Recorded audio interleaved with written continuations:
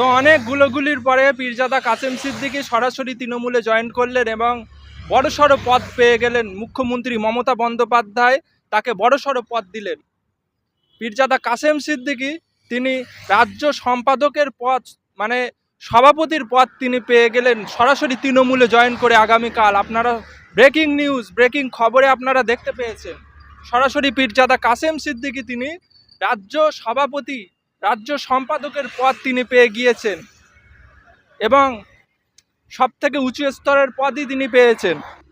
সম্পূর্ণ ভিডিওটি এই বিষয়ের ওপরে আমি আপনাদের রাখার চেষ্টা করব। সরাসরি আপনারা দেখতে থাকুন এম বাংলার পর্দায়।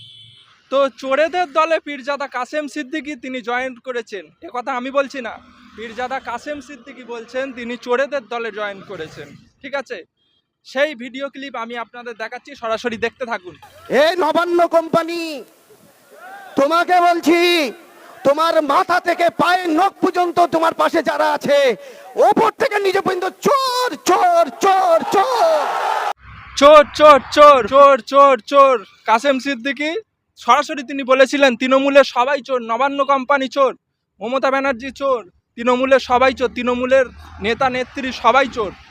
পীরজাদা কাসেম সিদ্দিকী বলেছিলেন, আর সেই চোরেদের দলেই জয়েন করলেন পীরজাদা কাসেম সিদ্দিকী। পীরজাদা কাসেম সিদ্দিকী তিনি বলেছিলেন ভাঙড়ে ঘটকপুকুরে গিয়ে যে নৌসাদ যদি সিট দেয় আমি নৌসাদের দলে দাঁড়াতে রাজি আছি, এবং তিনি ক্যানিংয়ের ইশারা দিয়েছিলেন যে এক ভাই ভাঙড়ে দাঁড়ালো, আরেক ভাই ক্যানিংয়ে দাঁড়ালো, তাতে নৌসাদের ফায়দা হবে এবং জেতার চান্সটা বেশি থাকবে। শওকত মোল্লার বিরুদ্ধে দাঁড়ানোর কথা ছিল।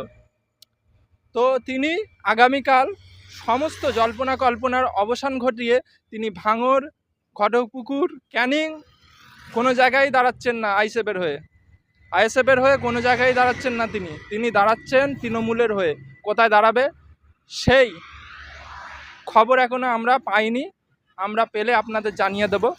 তবে তিনি রাজ্য সম্পাদকের পদ তিনি পেয়ে গিয়েছেন একেবারে তৃণমূল দলে জয়েন্ট করে।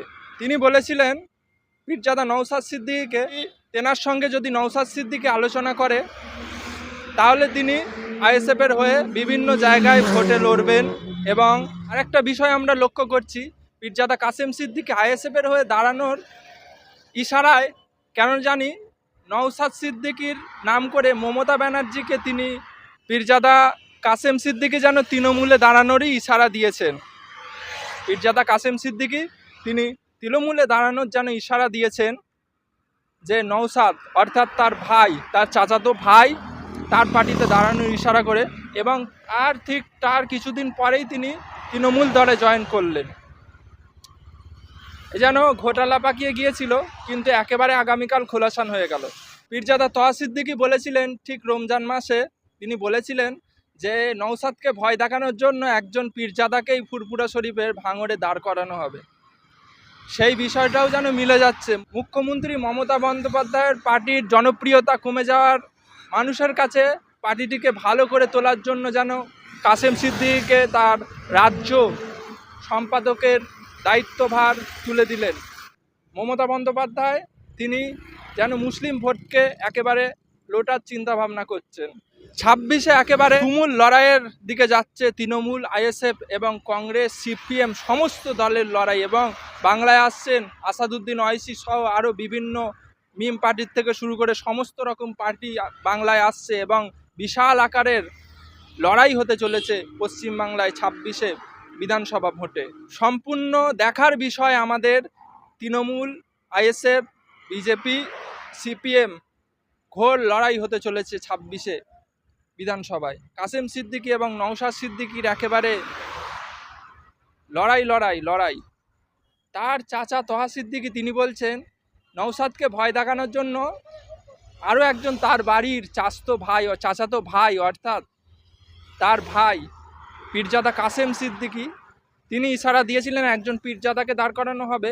কিন্তু কাসেম সিদ্দিকীর নাম আগামীকাল থেকে ফুটে উঠছে একেবারে তৃণমূলের পর্দায়, অর্থাৎ সম্পূর্ণ মিডিয়া চিত্রে সমস্ত জায়গায় কাসেম সিদ্দিকীর নাম একেবারে জল করছে।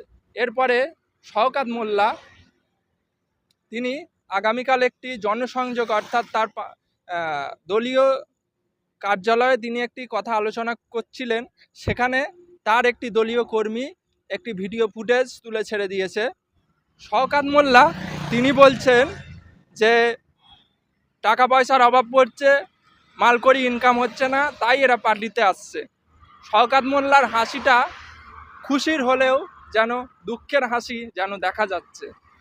শওকত মোল্লা নিজে মনে করছেন এতদিন তৃণমূলের হয়ে লড়লাম, আইএসএফের নৌসাদের পার্টির ওপরে এত অত্যাচার আনলাম, নৌসাদের ওপরে এত অত্যাচার আনলাম, কিন্তু মুখ্যমন্ত্রী তাকে এত বড় পদ দিলেন না। কিন্তু পীরজাদা কাসেম সিদ্দিকীকে তিনি পার্টিতে জয়েন করার প্রথমেই তিনি এত বড় একটি রাজ্য সম্পাদকের পদ তিনি দিয়ে দিলেন সরাসরি।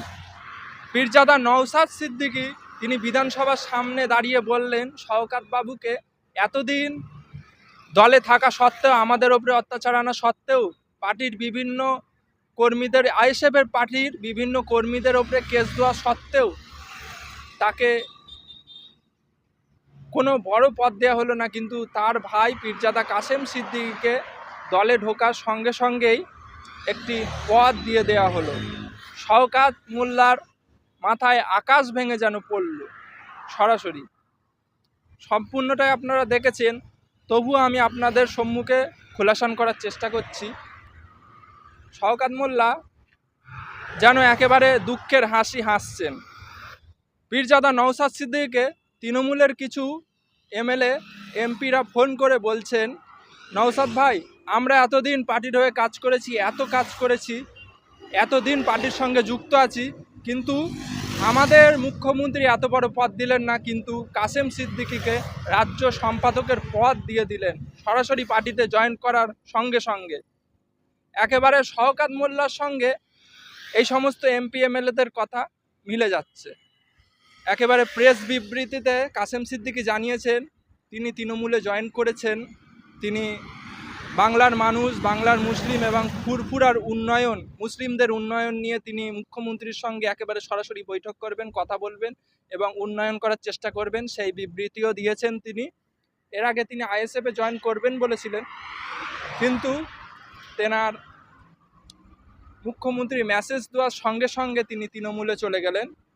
পীরজাদা নওসাদ সিদ্দিকী তিনি বলছেন সকল পীরজাদা পীর সাহেবদের রাজনীতিতে আসা দরকার এবং ইমাম মুয়াজ্জিন মুসলিম জাতিকে রাজনীতির ময়দানে নামা দরকার, কিন্তু তার ভাই পীরজাদা কাসেম সিদ্দিকী তিনি ভুল পথে, অর্থাৎ ভুল পার্টিতে তিনি পীরজাদা কাসেম সিদ্দিকী নেমে গিয়েছেন। চোর, দুর্নীতি, কয়লা চোর, গরু পাচার সমস্ত কাজের সঙ্গে যে পার্টি যুক্ত, সেই পার্টিতে পীরজাদা কাসেম সিদ্দিকী তিনি নেমে গিয়েছেন। তেনার পার্টি চয়েস ভুল হয়ে গিয়েছে। আর শেষ কথা আপনাদের সম্মুখে রাখবো, পীরজাদা কাসেম সিদ্দিকী তিনি নওসাদের বিরুদ্ধে ভাঙড় বিধানসভায় তিনি দাঁড়াচ্ছেন কি, 26-এ একেবারে দুই পীরজাদার হাড্ডাহাড্ডি লড়াই হচ্ছে কি, সেটাই সম্পূর্ণ দেখার বিষয় এবং আপনারা চোখ রাখুন এম বাংলার পর্দায়, সরাসরি আপনাদের দেখানোর চেষ্টা করব ভাঙড়ে একেবারে দুই পীরজাদা একেবারে লড়ালড়ি, একেবারে সরাসরি আপনাদের দেখানোর চেষ্টা করব।